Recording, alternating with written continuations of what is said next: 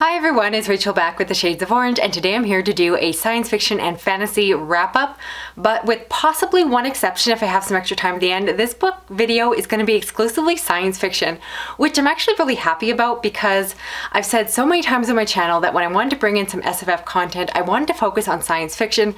I personally feel like it's so much easier to find fantasy reviews online, especially for new releases, and so I wanted to be that voice to give you those sci-fi reviews, but then sometimes I look at my wrap-ups and I realize that they're pretty heavy on the fantasy side. It's just the way it goes.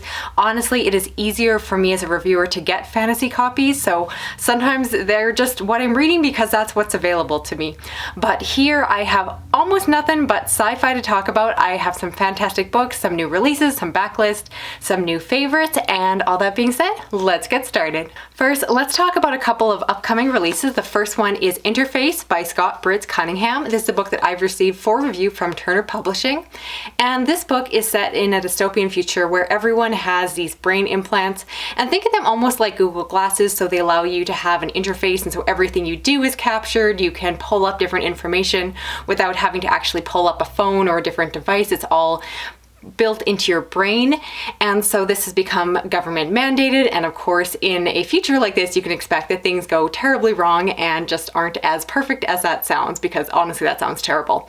I went to this book with a little bit of cautious expectations, only because I was a little bit nervous about that premise, simply because of the fact that it sounds very cliche, and I was worried that the conversations around my body and the government telling me what to do were going to be kind of heavy-handed, but I actually was really pleased with this book. I thought it was very nuanced, very complex. It's actually a fairly long book, and I want to describe this as a sci-fi thriller. I've seen other reviewers do that, but if I think about it, I don't really feel like it fits the mold of a thriller, because while I thought it was a very interesting read, it wasn't so much a page turner. Instead, it's more a book that you sit and you think about.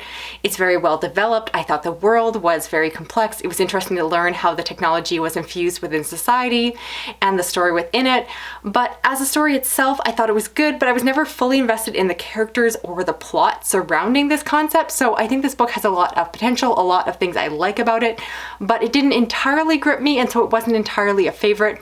But I really did like how it took a topic that could have been, again, really cliche, and it actually took the time to have a complicated, interesting conversation all around it. So I do recommend it if that sounds up your alley. Next up, let's talk about Fractured Infinity by Nathan Tavares. This is a book that I received for review from Titan Books, and this is a book that is set in a near future. We follow a man who is just trying to get his documentary done when he is pulled into this greater story by this physicist that needs his help. You find out that there are multiverses that exist, and he has come into contact with them, and so this documentarian gets to meet another version of himself, and then the story goes from there. There's also a heavy queer romance built within the story, so you know that their element is present. And I like this story, but I didn't entirely love it, and I think it's the fact that even with that synopsis, there is so much that I tried to tell you, and that's not even half of what happens in this book. In my mind, it's a fairly short read that packs in too much information. I liked a lot of the events that were happening. I liked the setup and plot. I really love multiverse stories, but I almost felt like the narrative was too fast and the author was trying to pull too many ideas into one book, and maybe it would have been better if it had been pulled back a little bit and had been more simplified and not tried to put everything into this book, because like I said, everything happens, and I am someone who loves a page turner. I love a fast-paced read. I have been known for complaining about slow burning books on my channel, but in this case, I wish it had slowed down a bit. I wish they'd taken more time.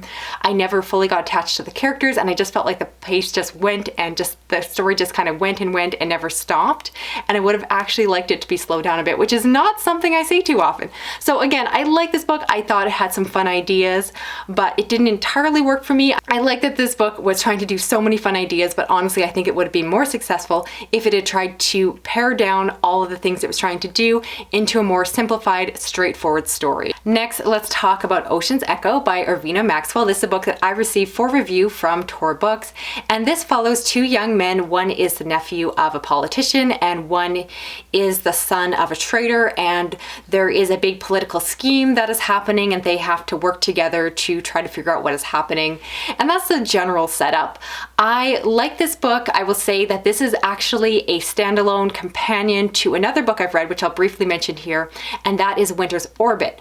So this book is connected to it in the way that it's set in the same world, or rather universe, but it's completely different. It honestly can be read as a standalone. It's different characters, different world. There's no connection within the plot. It's basically just another space fantasy book that has a heavy queer element to it. So if you're looking for that, this is another one you want to check out. And personally, I love this one a lot more than Winter's Orbit, because while I like the idea of Winter's Orbit, it kind of gave me Star Wars vibes and kind of the Poe-Finn romance that a lot of us wanted from the new Disney trilogy. But in that book, it basically read like a romance book that happened to be set in space, and I just don't read a lot of romance. However, this one, while it does definitely still have a strong queer romance element, actually reads like science fiction that just happens to have romance, which is pretty common. In terms of the story, I really liked the world building, which probably was my favorite element. You find out that individuals have kind of like psychic powers, so certain people are known as readers, where they can read other people's minds to a degree. And then we also have architects, which are able to kind of push and pull and manipulate people's minds. And so one individual has one power, one has the other, and you get to see how that all works out. I thought it was really fascinating to learn about. I love that element, and it just became a really fast, engaging story. I flew through it very quickly. And again, I'm not a huge romance reader, but I did like the setup. They weren't necessarily like best buddies. And if you look past that, I thought that there was a good, solid science fiction plot underneath it all, with lots of political scheming, which is what I care about. And so I thought it was just a really engaging read, and I did enjoy it. I would definitely read more set in this world, as long as it has enough plot and isn't just the romance, because I can't do straight up romance. I just can't. And now let's talk about some backlist science fiction that I read on my own. The first one being Anathem by Neal Stephenson. And this is a really hard book to summarize. The very, very bare bones basic synopsis is that we follow a group of individuals on a planet. They're a world that appears to be like our world, but isn't quite Earth. And within there, we follow a group of individuals that have kind of cloistered themselves into some sort of monastery. But you find out that it's not really a religious monastery. Instead, they have some very strong philosophical or scientific views that are different from the outside world, and so they're staying together to kind of protect their philosophies. And then within the story, we follow these individuals that are basically on the page discussing these different philosophies and going back and forth. There is so much rhetoric in this book, there is so much conversation, and I thought this book was so fascinating. I am someone who has said over and over again that I don't have a strong background in science, and let alone I have no experience in philosophy, but I find those concepts really interesting, and I love fiction that can teach me a little bit. And that's why I've really found myself drawn to Neal Stephenson, because I have a feeling from everything I've read, this guy is really smart, and I love the way that he writes. His books have a lot of humor, but you also learn a lot within them, and he brings up some really interesting ideas through this witty, funny banter. And I had so much fun with this book. If you can't tell from this physical copy, this book is really big. This mass market paperback is almost 1,000 pages, and I read it originally on audio, and I just flew through it. And then I literally finished the book, and within a few days, I picked it up and read the entire thing again because I was in love with it. And then the fact that I'm holding a physical copy means that I might have picked up a book at my used bookstore, because I want to physically read the book to really take my time and go back through it once again. So given the fact that this is not a short book, you can tell that I really enjoyed it, because it obviously is taking up a lot of my reading time, but it's so worthwhile, and I highly recommend it to those of you that love similar books or similar styles of science fiction that are very intellectual and geeky. And I know people criticize Neal Stephenson for going off on tangents in his books, but I did not mind. I honestly wouldn't have cut anything out of this book, and I never say that about long books. I normally want everything edited down. But this book was just such a joy to read. I had so much fun with it. And like I said, I just want to read it over and over again, but I probably should read other things, because it would be a pretty boring channel if I only reviewed one book for the next couple couple months, so moving right along. Then I read Cyber Mage by Saad Hossain, and this is a fun cyberpunk science fiction fantasy mashup that is set in a future in Bangladesh. And in this future, we follow an individual who is like this cool teenage hacker. And this book also has fantasy elements. There are jinn that have disappeared, and so there's a mix of magic, but also of course science fiction and hacking.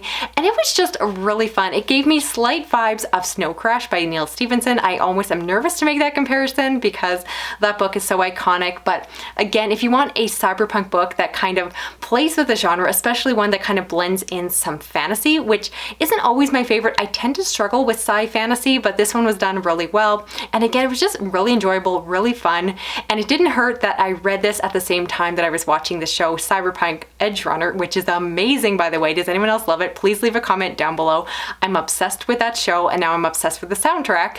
And so I'm currently wanting to read all the cyberpunk books. So as well, please leave me your cyberpunk favorite books down below. I have some marked for my winter TBR, but I would love to hear if there's any more that I should check out soon. Needless to say, I really did enjoy this book. I would recommend it. It's a lot of fun, and it was just an easy book to fly through. Then I read Tau Zero by Poul, and this is a really short science fiction book. I don't know if it would be classified as a novella if it was written today. And in this book, we follow a group of individuals who are going off on a long space expedition, and so we follow those individuals through their travels. And this is a book that I wanted to pick up because it showed up on a lot of lists for hard science fiction, which is something I really enjoy. I love when it leans into actual fact, and again, books that can teach me something. So I did enjoy the hard science fiction elements. I really am fascinated by space travel, and so I like those little tidbits within the book and the ideas when they talked about physics and all of that. But what I did struggle with within the book was the characters. I just found them to be very flat, and the female characters especially did rub me wrong. They just kind of felt like, I don't know, objects within the story and just meant to be there in order to fall in love with the men of the ship. And I am not someone who honestly is very sensitive to that. As a female reader, I find that I'm actually pretty oblivious to a lot of things that could be considered to be not very feminine. So the fact that this actually rubbed me wrong makes me think that it's really bad representation. So didn't totally love it, like the ideas, but the characters and the plot kind of fell flat for me. So unfortunately, it wasn't a favorite. And I also read Oryx and Crake by Margaret Atwood, and this is a book that was on my fall TBR, and I did get to it. This is a post-apocalyptic story that is one of her famous speculative fiction ideas that draws from real things that could or possibly have already happened within the world. And so she imagines a future that is oh so possible and oh so terrifying. I put off reading this book for a while just because, as I said in my TBR video, it's hard to be in the mood for something that I expect to be very depressing. I have started this book a few times before and I always put it down. This time I decided to push through, and while I once again will praise Margaret Atwood for having amazing prose, I think she's a very beautiful writer, and I think that she's very imaginative, and I love that she draws from real life and current events. But as a book, it was really hard to read because I just wasn't in the mood to be depressed, if I'm honest, and I found this book to be very depressing. I just don't know if I can read a lot of post-apocalyptic future stories these days, and it just kind of fell flat for me. So I love Margaret Atwood. This one probably isn't a new favorite though, unfortunately. And finally, I read two science fiction books that were the follow-up to The Quantum Thief, which I talked about before. So I read book 2, which is The Fractal Prince, as well as book 3, the third one in the trilogy, and that is The Causal Angel. And this is a really hard series to summarize. In the first book, we are introduced to this famous detective or thief or man, and you get to find out more about his backstory in these later books. And basically, it's this really cool mind-bending story that plays around with quantum mechanics. And again, quantum mechanics is something that I find absolutely fascinating, but kind of goes over my head, which is a really good way to describe my experience with this book series.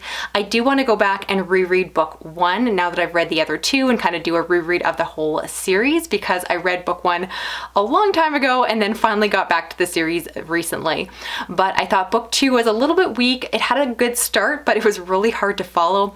and I thought book 3 was a lot stronger because while it still had some really crazy heady ideas, I found that the story itself still held up and it was easier to follow for a layperson like myself trying to swim in the deep end of quantum mechanics. So if you can't tell, I really love these books. I want stories, as I mentioned recently, that really challenge me, that make me think and question and take my time going over a book and just leaves me thinking about it after I finished. These ones are almost too much for me, but I want to love them, so I'm definitely going to revisit them in the future. And again, if you have more books like this, I would love your recommendations down below. So that's it for this video here. I'd love to know, of the books I talked about, which ones are you planning on checking out? And I'd also love to hear, once again, if there are any cyberpunk books that you would recommend to me, especially if they give you cyberpunk edgerunner vibes, because I love that anime so much. And let me know if you enjoy a video like this, if you don't mind a video that is mostly focused on science fiction. I do feel like it's a little bit more of an hyped or underappreciated niche in booktube. Definitely those channels exist, but they're definitely a lot harder to find compared to fantasy review channels. So if you want more science fiction, give this video a thumbs up, share it around online, drop a comment, even if it's just a little emoji like a spaceship. And if you want to hit that little notification bell, you'll never miss a video from me. And if you aren't subscribed, you might want to do so if you enjoy more sci-fi like this. Thanks so much for watching. I'll talk to you again soon. Okay, bye-bye.